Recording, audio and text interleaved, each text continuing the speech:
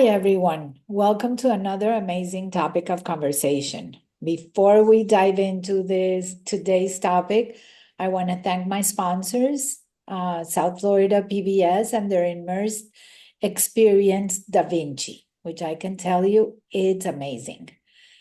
If you ever need any workspaces, even if it's just a virtual office, an office for an hour, or a boardroom, Alexa's Workspaces can help you.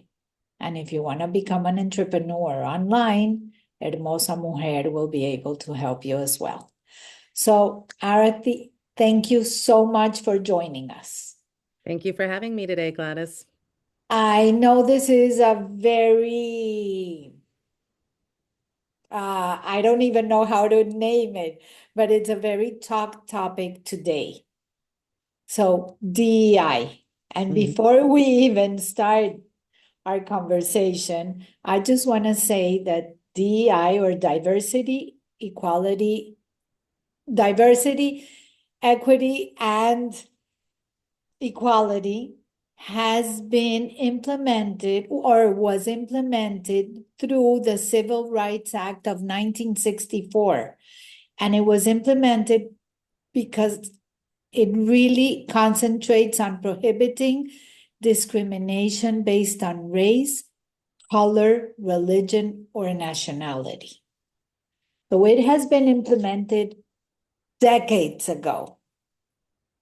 And now the reason that everybody's talking about it is because through an executive order, President Trump has taken away all the DEI provisions.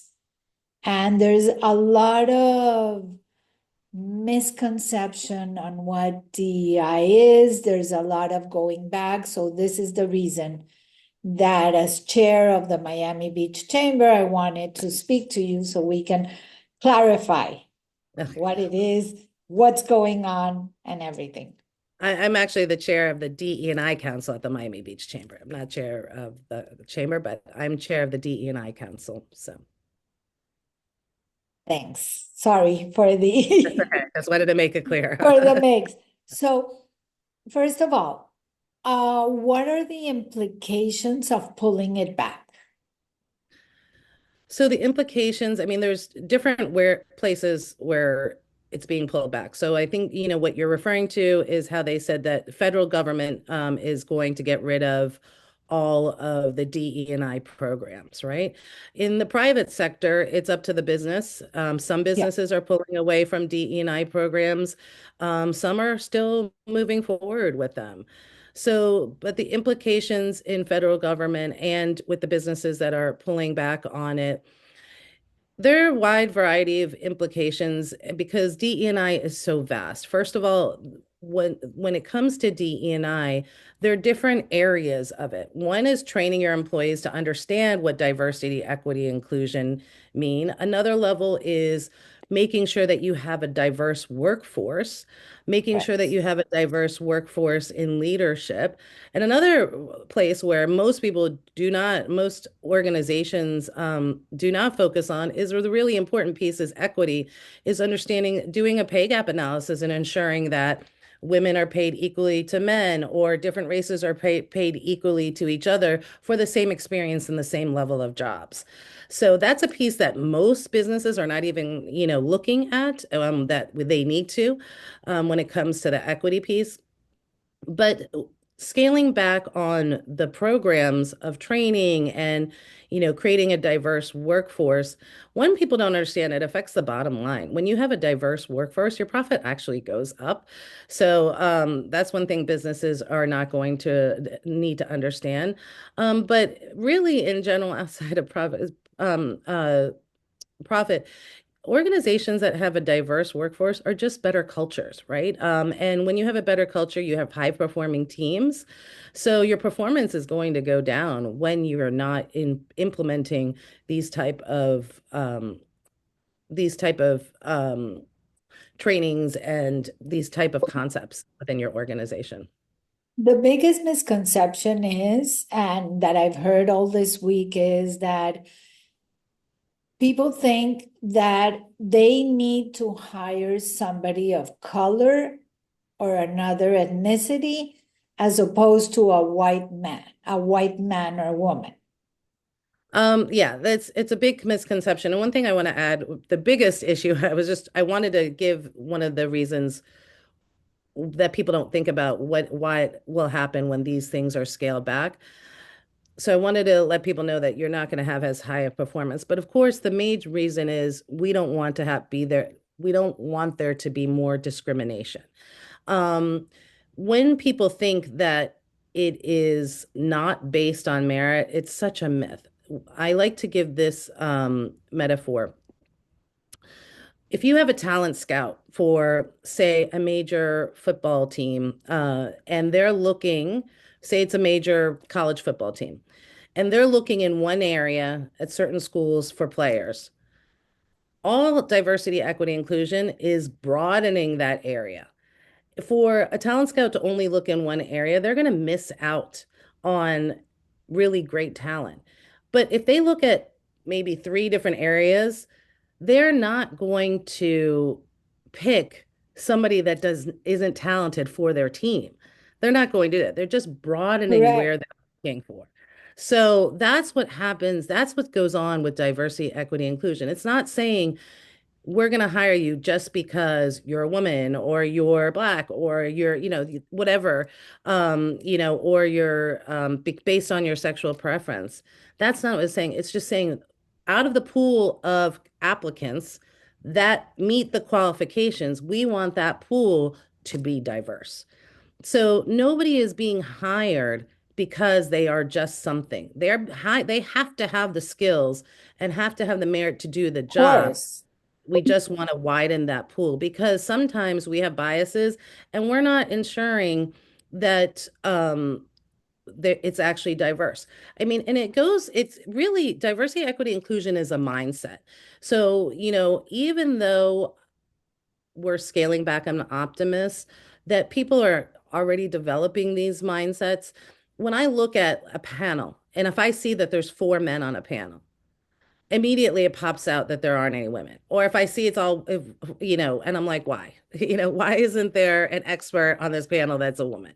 So thinking about that's what you're thinking about. That doesn't mean that I need to just put a woman on a panel because, it's not diverse. Of course, I'm going to get somebody that's qualified to speak on it, but people don't think that. They're not realizing that. And that's why these programs are important. But I do feel that people are learning these things on their own and are starting to look at these lenses. So I am an optimist. Even if we're scaling back, I feel like there has been a lot of headway. Other people will disagree with me on that. But I have to be an optimist to not be so depressed or upset. And we still want to work on changing ourselves. So, we want to dismantle all of these systemic issues where that's why we need these DEI programs. But once we change ourselves, then, we'll be able to change the system better. So now that all in the federal level, they're scaling back on all these programs, it is going to affect women especially and directly. What are the biggest issues with women?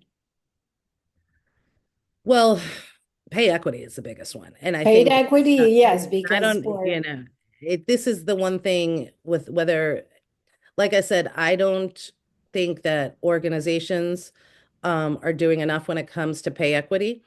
And the other thing is that, people are not doing a pay gap analysis to see are we paying them equally to men. So I don't even know if that was being done on the federal level. And what people don't realize with women is that, we always hear women get paid 70 something cents to a dollar. But when you go higher up in positions, the gap is even larger. It's like 50 cents. So like so when you're making more money, it seems like, oh, wait, I'm making more money. The men that in the same level are making way more money.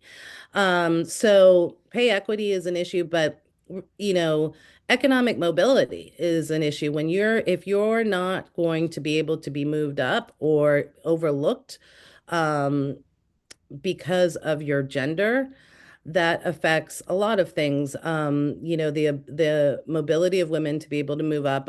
Also, you know, one thing though, again, I go back to one of people always want to make it about race, gender, and sexual orientation and not based on merit, but you're not creating cultures or high performing teams. You don't want to get into groupthink where everybody is the same. And so the performance of an organization is going to go down too. When you're not promoting, when you don't have a diverse field of leadership or of a workforce. So, with women, we have to, I think, again, look, this has been going on a long time. And I think that, after 2020, after George Floyd, DE&I came really into the forefront where, companies were thinking about it, talking about it. A lot of it was talk, so but now, but women have been working on this for a long time and dealing with this for a long time. The other thing, though, about DE&I is what I want people to understand is most people, I think the one of the problems in the messaging with DE&I is that we keep thinking it's about race, gender, and sexual orientation. One thing that no matter what gender you are, what sexual orientation you are, or what race you are, is age. And ageism is a big part of DE&I. So that's one thing that people don't realize is that, without these programs, you could be discriminated against for your age, whether you're too young or whether you're too old, and or whether somebody perceives you as too young or too old. Even So if they have the qualifications. yeah, even if you have the qualifications. And it's so interesting. I was talking a couple of years ago, I remember talking to a tech recruiter in Miami. And I was like, how is it going? What are one of your biggest issues? And he goes, I have so many companies that want people, but they are turning away valid people because of their age, because they're too old.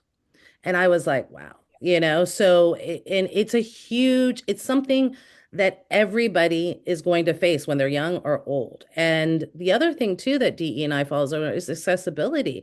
People with disabilities. You want to make sure that just because they have a disability doesn't mean that they often get looked over too. They have the qualifications, they have the capabilities. So that's one of the things that you need to think. It's a broad net with DE&I, and it's not just the three things that we always hear: gender, um, sexual orientation, and race. And it affects everybody, and it affects everybody has a family member that could be affected by discrimination in some way or shape or form. So with taking the programs out, it will say, I'm allowed to discriminate. Okay, That's basically the message that I'm feeling. I Because if it was created in 1964 to eliminate discrimination based on race, religion, sex orientation, and by taking all this, it's like, okay, I'm giving permission to go back and hate or discriminate based on everything. okay, so well, DE&I, okay, I can't really talk to that as a legal scholar of what No, I you're know. I able to do, know. right? DE&I was to promote diversity, right? It Correct. wasn't, so I have, Correct. So now it's like not promote diversity. Now well, it's yes, but I'm hoping that in hearts and mind, people don't think it's okay to say, okay, and we know there are people out there, right? But, people are still, the DE&I programs there's so many different types of programs. Like I said, it's about hiring, it's about putting in leadership and creating diverse leadership. It's about training people to understand these issues. So, it's scaling back different programs, but that doesn't necessarily mean, yes, it when it comes to law, I can't tell you what is going on. I'm not a lawyer no, of what no, not based happened, on the law. It's you based know, on common you know, sense. based on common sense. I'm hoping people are not going to say, we're not going to hire them Now, do I know that some people feel that way? Yes, but if they're looking at merit, we just have to ensure that the pools are open and, diverse. And I think that there are a lot of people, look, there's more people, more good people than the world than they're not, so it's I'm hoping that it's not going to be all right. I only want these type of people. I think that you'll have major lawsuits coming somehow, because I don't think you're going to be able to openly discriminate and say, I only want white people, or I only want black people, I want to only want this, I only want, men. I'm pretty sure I'm trusting the laws that you're going to be able to fight that. So, Well, in um, all fairness, I'm not trusting the law anymore. that's true. So that's true. If you can release a murderer from jail because of being called patriots on an attack on the 6th of January, then I cannot say I'm very confident, but okay. Well, it's not saying, pulling back is not saying, okay, now you have a free for all. We're just hoping that it doesn't go into a free for all and that there's actually recourse if it does, in certain organizations. But like I said, there are a lot of companies that are saying we're not stopping DE&I. So, Correct. there are people out there that, and DE&I wasn't saying they already had employment law in about discrimination before DE&I really came to the forefront in the last, I mean, it's been around for a long time and under different names, but how it came to the forefront in the last 5 years and then became a culture war, right?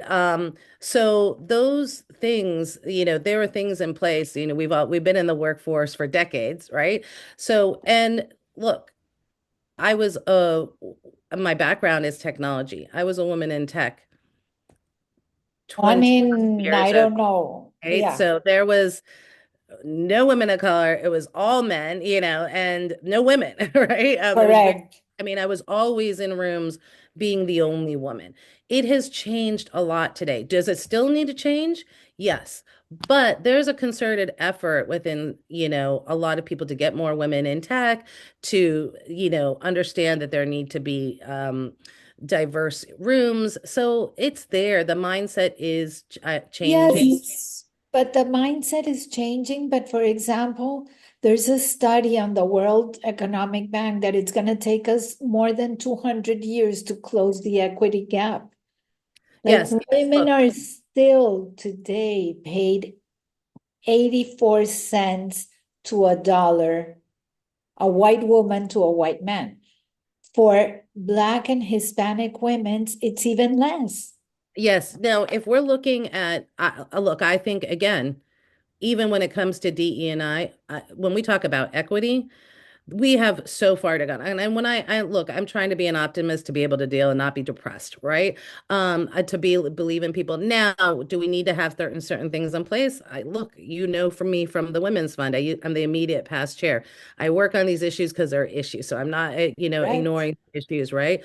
But yes, but that's the piece where I feel like pay equity and all of the lip service that has been done by people that are in saying DE&I, this used to frustrate me in the past years because nobody's looking at the equity piece.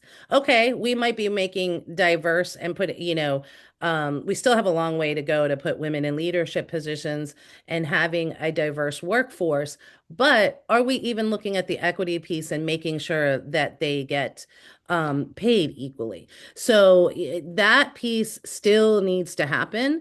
And honestly, DE&I wasn't doing it right now. And that's the piece that we really need to work on is the equity piece because that Because changes everything. correct, because the ripple effect on on women being paid the same as men, it's exponentially. Yeah. Everything is invested in their families, education, but that's something different. Let me ask you about how does it affect, for example, in companies when they come to vendors? Because I know that when you apply for being a minority vendor or there is a very small percentage that certain companies need to hire based on diversity. Well, it's even if they have that written out there. So, right. So vendor diversity, is just saying, yes, the vendors that we have, that we use as a company, we want to ensure that they're diverse, that that we have minority owned businesses. Again, it's not saying that we need to have minority owned businesses that can't give us quality. It's Correct. making sure that we have a pool of vendors that can provide us what we need and have the qualifications that we need, but making sure it's diverse, It's right? giving them the opportunity to be right in front of you. Mm-hmm. That's And it. yes. And, one of the things is, so that is a big thing. Actually, um, it's interesting because I don't know how this is going to work now because it's government, but, a couple of years ago on Miami Beach, we really pushed for having a minority, business owned database for within the city, right? And they started that of knowing of who are minority owned businesses so they would be able to track it and to start tracking their contracts to ensure that they were having, diverse vendors. I don't know what will happen with that now with these laws. Now, they didn't have something in place saying we had to have a certain amount, but it was to start the process of ensuring that we look at that. So I don't know what, now with the things changing in the federal government, if that even affected, because it's just looking at our vendors and making sure they diverse. I don't know what they mean about when it comes to diversity, equity, and inclusion, when they say that can't happen at the federal level. The programs can happen because it's very vague and depends on what programs, and it said divisive concepts. So that's really interesting.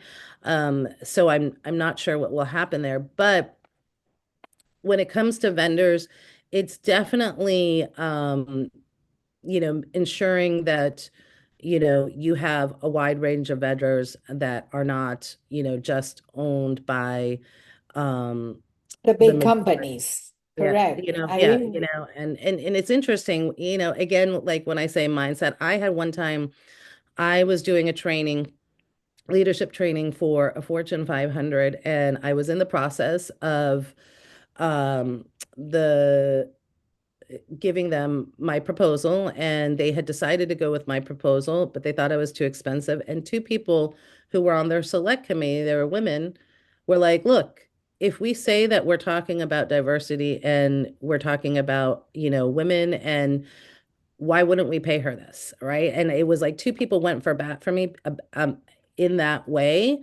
Um, and I was really shocked because I didn't know them, but they were using those concepts. So there's people out there, and I ended up getting the contract. And it was really nice to hear that, this is because that's what their lens are like. If we're going to be real about this, why wouldn't we pay her that? So it's interesting as where it comes out. how is it? Yeah. And what are the ramifications of the whole Mhm, thing? Because mhm, I mhm. remember, and now I haven't been through that the women owned certification, because certain companies had to hire or use as vendors like 20% of minorities. So the 80%, it was their own choice, but it was just that 20% giving some small companies, minority owned companies, the chance to be in front. It wasn't that you were going to be hired. It was just giving you the opportunity to be in front. So now, if they scale back with all these programs, the minority business will not even have a chance to be in front of the huge companies. And this is how some of the small companies actually grew, Mhm. because they Yeah. gave them an opportunity. And this is why I'm finding it a hard time to deal with this, because it's not that the people in these programs are not capable, is that they do not have the opportunity to be in front. Well, it's interesting. I had a panel. It was the 2 years ago. Okay, and it was at FIU, and it was for the World Happiness Conference. And I did a panel on celebrating DE&I, and it was a big deal because that was when everything was happening in education with the Stop Woke Act here in Florida. And it was a depressing time in education. And so I remember discussing, first of all, we were talking about celebrating, what has been going on because there was a lot of strides that were made. And one of the speakers said, because we felt the same way we feel now, right? What's happening in education in Florida with the Stop Woke Act. And everybody was kind of depressed about it. And one of the panelists said, look, this work has been going on forever, right? So it will still go on. It might go on under another name. It's still going to happen because people care about it, right? We just have to be cognizant of it. And so it is, one of those things of, yeah, I understand. I feel it. I have to um, turn off the TV a lot, and ensure that I'm not inundated. I mean, and look, it's for mental health. If I want to be able to work on these issues, I can't be stuck in the problem all the time, right? No, you're right. You can be stuck. But for example, what happens now that people were actually fired Mhm. because implementing Yeah. these programs? So I'm like curious on what's gonna Maybe be. I'm hoping that they find jobs in the private sector where people, so I mean it sucks. It's awful. And I'm hoping that they, somebody will pick them up and understand. But like I said, that at least there are lately you were hearing for a while like Walmart and McDonald's pulling back on their DE&I programs, but now you're hearing people are like, I don't care, we're going for it. Large Yeah, or they're like Costco was the yeah, first one to yeah, come out and say, Costco, I'm JP not pulling Morgan. back. I'm still training my Exactly. employees. I still want them to have a diverse group of people, and they're not pulling back.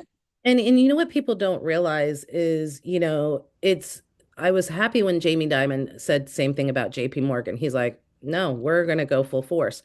And it was interesting because 2 years ago, I did another panel for the DE&I Council, and it was on the ROI of DE&I.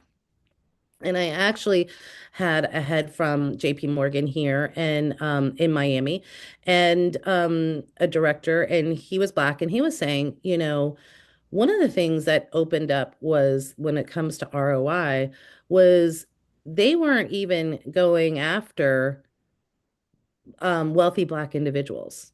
And because he was there, he started opening up that they didn't even think about that. Right. And so Correct. he widened their pool of clients and brought in money because he was going, because he was there. So that's where that's one of the things when I say about um it's about performance. It is about, first of all, it's the right thing to do. We know that having a diverse, workforce is the best thing. We want it to reflect the diversity of our, of the communities that we are in. But I also want people, for the ones that are naysayers and think that it is not based on merit, to understand this is about performance. This is about profit, and this is about creating culture too. Correct. This is not So about it's just, just yeah, hiring somebody because yeah, of their color and they yeah, have to. yeah. No, Yeah. So there are different things. So if you can't get into the touchy-feely, this is just the right thing to do, which it is. I think that, that you should be wanting to ensure that the number of qualified candidates that you have is diverse. Why wouldn't you? But also just from a critical thinking perspective, it's about not getting into groupthink, and that if you want a good organization, you want different perspectives. And so you need to correct. have it, so. Thank you so much. And to be continued, because Thank you. we really need to see what the ripple effects and the implications of all this, what's gonna Yeah. happen. So Yeah. definitely to be continued. And to everyone, stay safe, and above all, I hope there will be peace very And, soon. and Gladys, thank you for having me, but thank you for having the difficult conversation and not shying away from it, because these are the important conversations to have right now. So thank you for Yeah, doing that. that's true. Okay. Thank you. Thank you.